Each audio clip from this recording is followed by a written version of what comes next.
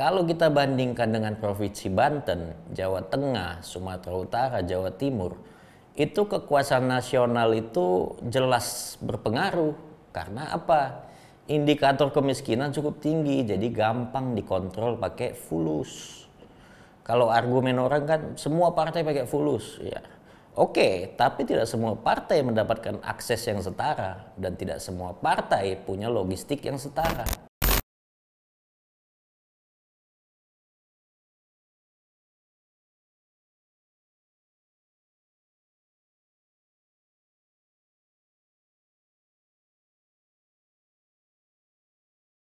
Pilkada Jakarta 100% selesai.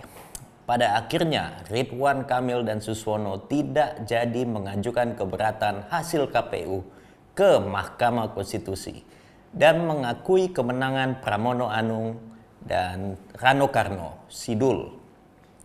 Kita pantau sudah ada postingan press conference resmi dari Ridwan Kamil dan kita harus patut apresiasi, hormat setinggi-tingginya bagi pasangan Ridho.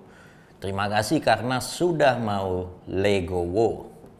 Memang beberapa hari lalu setelah kita pelajari, atau jangan-jangan mereka juga baru menyadari, ada aturan yang sulit mereka lewati jika mereka tetap ngotot berinisiatif bawa ini ke mobil curhat. Maksudnya Mahkamah Konstitusi.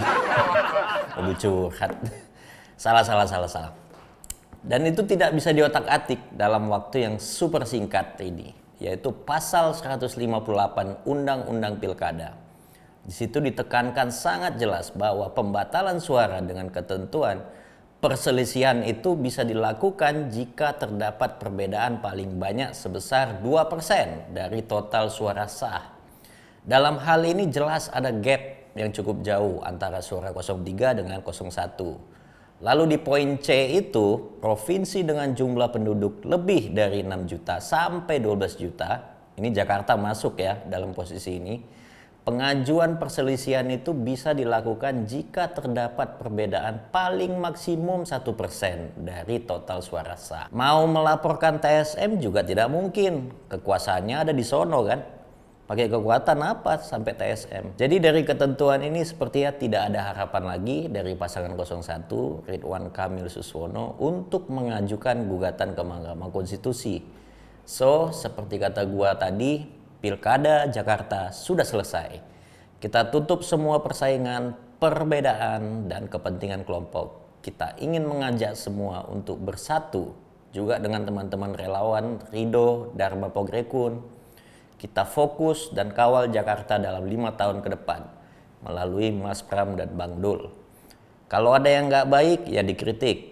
Kita tidak ingin mengkultuskan orang seperti para pendukung Jokowi misalnya. Yang perlu dianalisis saat ini adalah seberapa besar pengaruh Jokowi di pilkada ini. Jakarta itu semacam indikator seberapa waras kita menjalankan proses demokrasi. Setelah melewati semua proses yang ada, Jakarta ini masuk dalam kategori demokrasi yang diharapkan. Kategori mendekati ideal. Bukan karena calonnya kita dukung menang, tapi emang masyarakat di sini cukup kritis. Gua ngomong sama supir taksi aja, mereka tahu bobroknya cara-cara penguasa dalam proses pemilihan ini.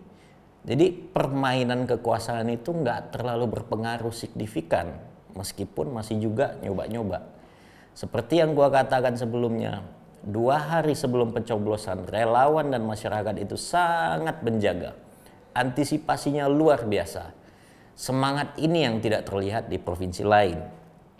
Hasilnya calon yang di-endorse Jokowi, calon yang di-endorse Prabowo di Jakarta angkanya cukup jauh.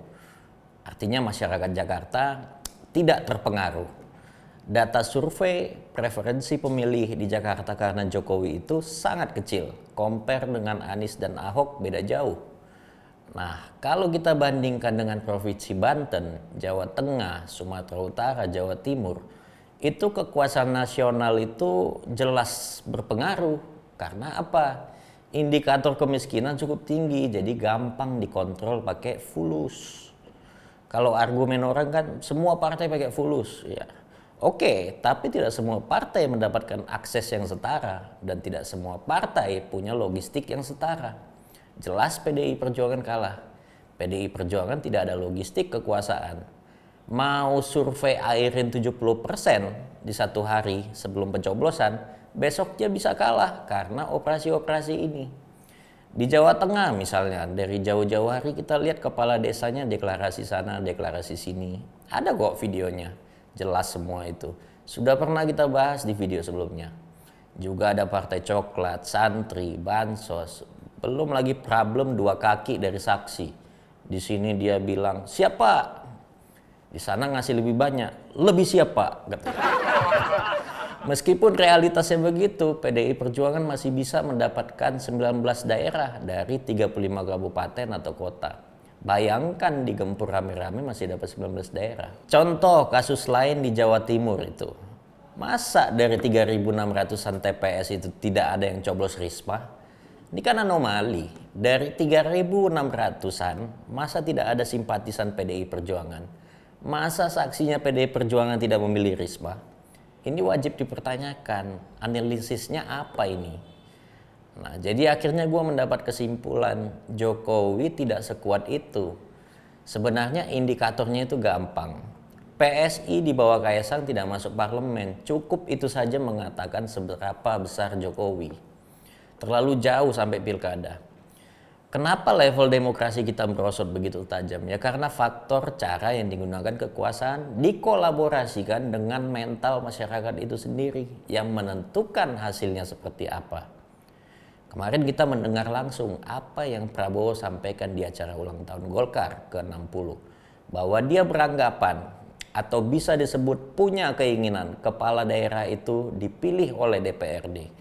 Alasan Prabowo di situ karena mahal. Tapi sebenarnya pandangan dia ini cukup lama. Karena gara-gara inilah tokoh yang bernama Basuki Cahayapurnama alias Ahok memutuskan keluar dari Gerindra. Karena ini bertentangan dengan cita-cita reformasi.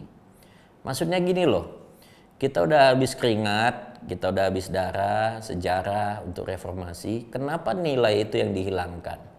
Dianggap nothing itu semua. Atau memang sudah tabiat menghilangkan sesuatu kali ya? Jadi memang ada upaya membuat Indonesia ini pelan-pelan mundur seperti zaman Orde Baru, mengenyampingkan partisipasi publik. Apakah pilkada ini harus dievaluasi? Yes, benar. Dievaluasi tapi jangan dihilangkan keterlibatan masyarakatnya. Namanya pesta ya mahal, pesta demokrasi ya mahal dan harusnya ada nilainya. Jadi bagi gue nilai ini yang harus diperhatikan supaya demokrasi kita itu tumbuh menjadi lebih dewasa. Sehingga kalau pejabat daerahnya lahir dari kualitas yang baik, maka akan berdampak ke daerah itu sendiri. Maka masyarakat merasa dianggap karena suaranya ada di situ. Kalau tidak mau mahal, atur dong berapa yang boleh digunakan partai saat berkontestasi. Kalau sekarang kan yang punya fulus yang menang. Kita nggak tahu fulus dari mana aja itu. Terlibatlah oligarki di dalam itu. Hasilnya pemimpin kita terikat dengan kepentingan-kepentingan ini untuk keuntungan mereka. Sebaiknya ini yang harus ditata. Sayang juga ini nggak dipikirkan oleh kepala negara kita, Prabowo Subianto. Oke lah, kalau kelamaan ntar digebuk bini gue. Gue pengen tahu pendapat lo. Tulis di komentar opini lo terkait kesimpulan dari proses pilkada kita ini. Proses demokrasi di Indonesia dan apa yang sebaiknya harus dievaluasi. Ntar di konten berikutnya gue coba respon yang lu tulis. Gue Net, sampai jumpa di kekacauan berikutnya.